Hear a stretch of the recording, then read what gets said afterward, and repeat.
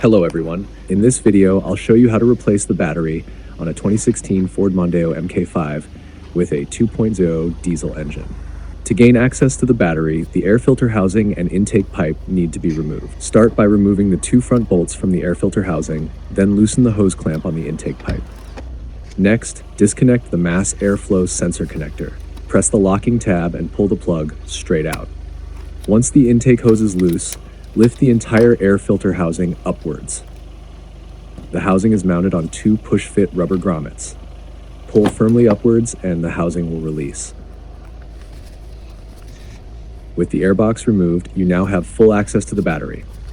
Before removing the battery, move the wiring slightly aside to access the battery retaining clamp.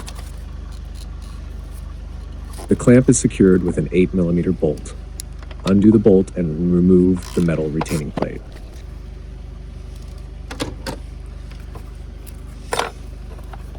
Set it aside. Now slide the battery slightly towards you. It should be free.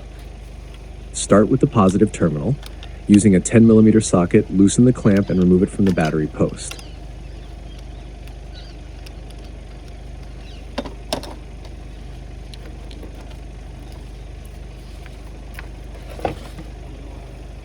Then do the same with the negative terminal. Once both terminals are disconnected, you can lift the battery out of the vehicle. This is what the battery tray looks like with the battery removed. Installing the new battery, place the new battery into position, but do not push it fully back yet.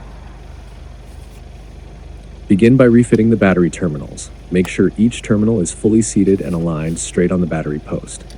Hold it in position and tighten the clamp securely.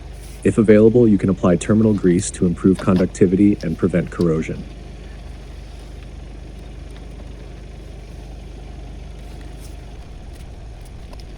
Once the terminals are fitted, push the battery fully back until it sits firmly against the bulkhead.